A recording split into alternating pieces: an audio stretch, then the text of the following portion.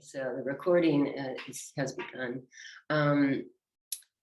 So the loving kindness meditation, which is sort of everlasting, eternal, and we focus on these four qualities of loving kindness, or goodwill, benevolence, benevolent energy, extending out and expanding out, as well as being turned inwards towards ourselves. Then there is compassion. Compassion for that which is, a struggle or suffering, challenges, challenging people, or challenges within ourselves. We also touch upon, that goodwill, wishing that what's called like meritus energy, rooting for everyone, no matter what, and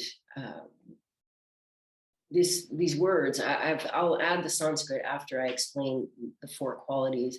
The last quality is equanimity.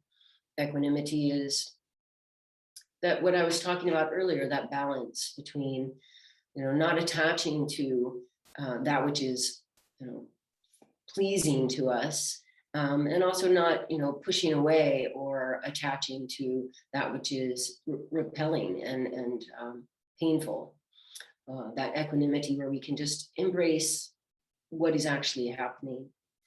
So when we focus on these four qualities, what's really helpful is to have a melody to and a repetition of it, because it keeps us, it keeps filling us. And some of you mentioned how, this is a refresher, this is a remembering.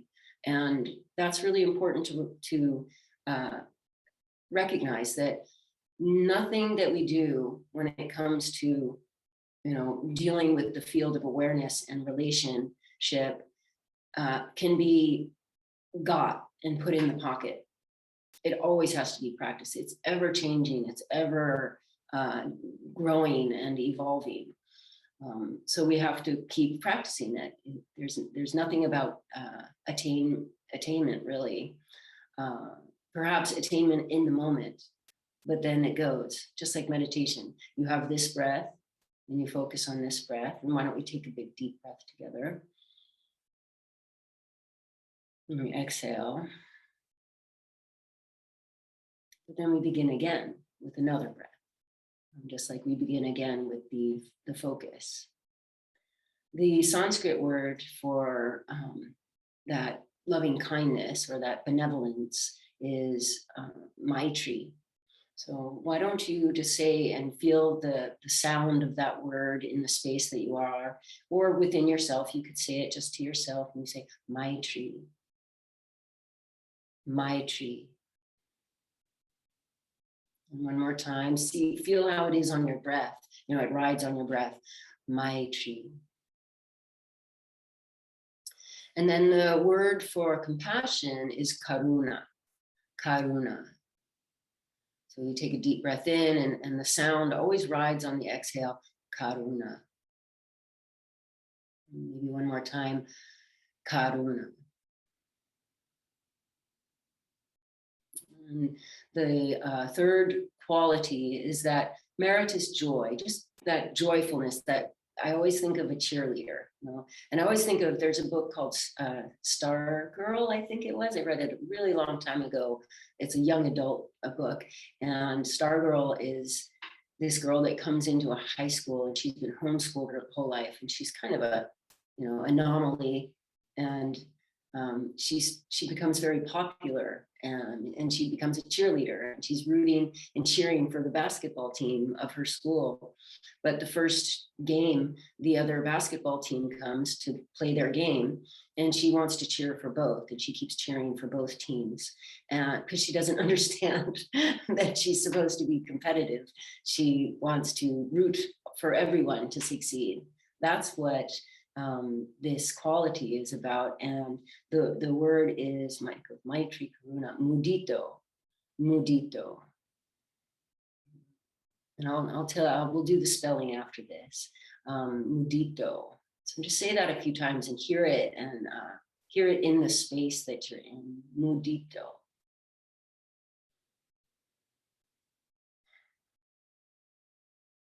And then lastly, but it's not really last, because if you cultivate one of these qualities, it's going to enhance all the other qualities. They sort of are woven together like a tapestry. And the last is equanimity. Equanimity was always a really hard word for me to understand for a long time. I was like, what does that mean? Because I don't think it necessarily means equal, because it's not that you are standing in the middle, but it's actually, I feel like holding space it has a lot to do with being able to hold all of it. So equanimity the word is upekshanam. Upekshanam. Take a deep breath. Upekshanam. When we put all these words together, there's actually and what I'm teaching you is out of the Yoga Sutras. And it's the 33rd sutra. Sutra is that word in Sanskrit that means like a suture, like sewing something together. And it's in the first pada. So the first pada is foot. So there's 4 feet to the Yoga Sutras. And in the first foot, or the first chapter, there are, I don't know how many lines, but it's almost close to the end. And that 33rd line, or 33rd sutra, actually has 3 lines, 3 stanzas. And the first is about the qualities. The second line is about the situations that we find ourselves in, that we can connect these qualities to. And then the third line has to do with the outcome of this cultivation, which is blessed mind stuff. And I love that wording, to have blessed mind stuff up here, because it is just a bunch of stuff. And sometimes it can get really messy and blah, like this, but all that mind stuff can be blessed when we cultivate these qualities in our lives.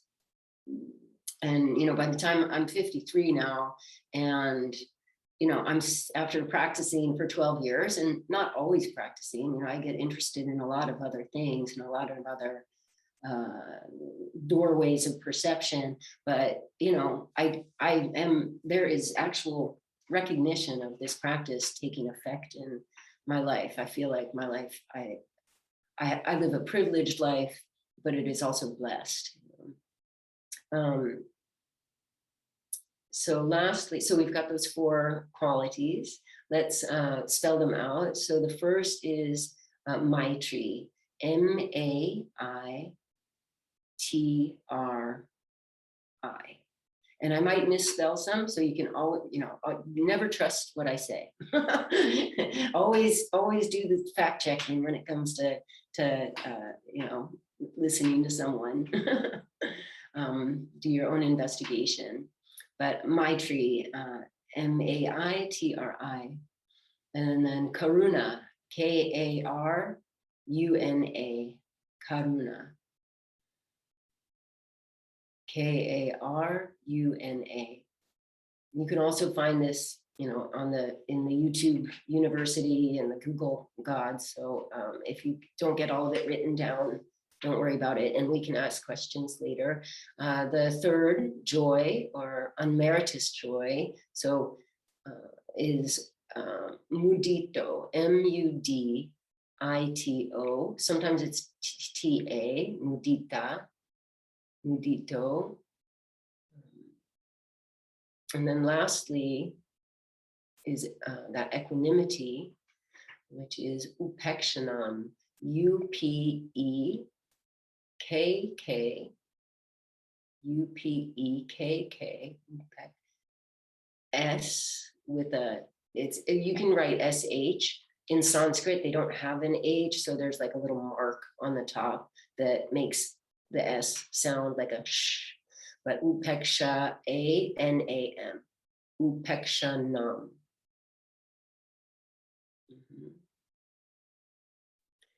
Now, this is rooted, so there's this 33rd sutra, and after that, I'm pretty sure, and again, checking me, but Buddhism arose out of yoga and these ancient texts in India and in that area, because it's like India and then Tibet and Nepal and then China.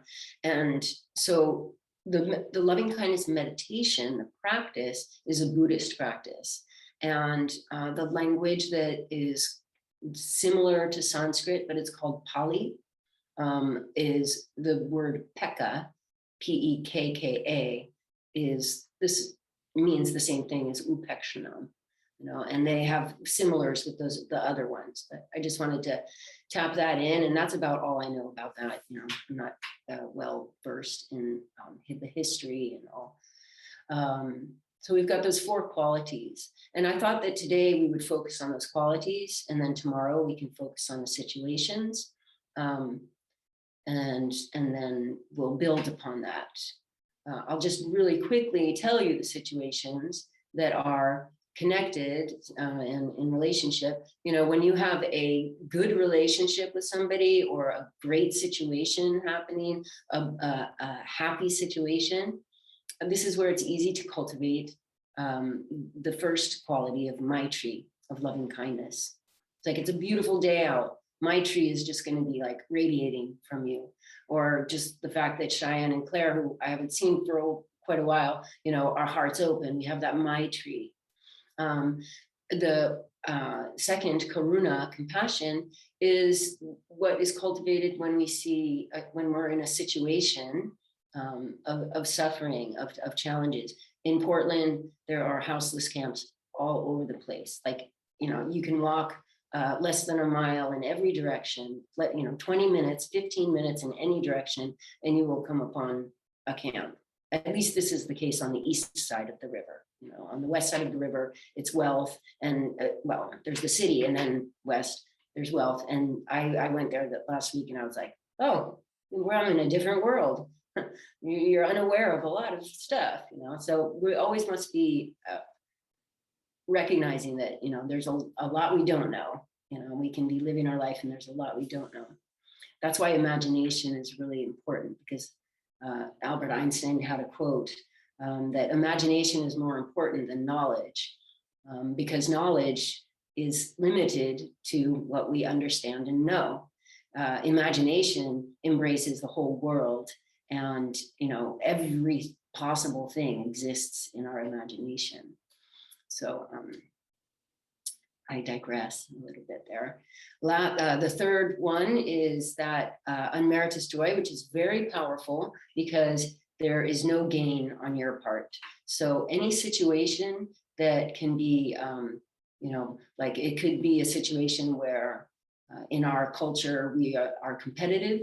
So when we see somebody succeeding, we might experience, jealousy or envy.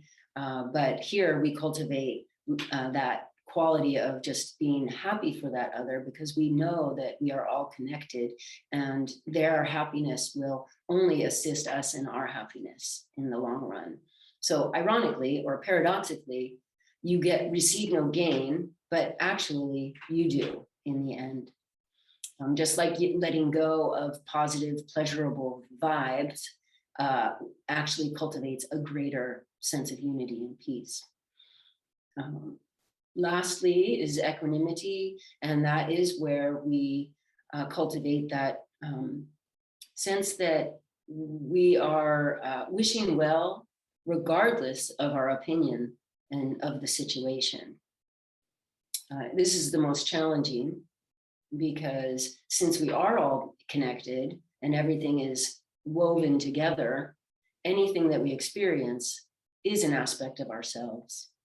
So, the last, 4 years of our presidency really expressed and opened up a side of ourselves that isn't very attractive to me, and is actually quite, I have a lot of opinions about it. Can I wish those people well? Can I wish them peace and happiness and a sense of satisfaction and empowerment. Because if those people did feel, if that adversary did feel successful and empowered and free from addiction and having a sense of self-worth, they probably wouldn't be behaving the way they do behave. So that's that. Those are the situations. Are there any questions or comments? I'm going to pause the recording and say thank you, because that's the conversation about 4 qualities, and then I'll re-record the asana section. So.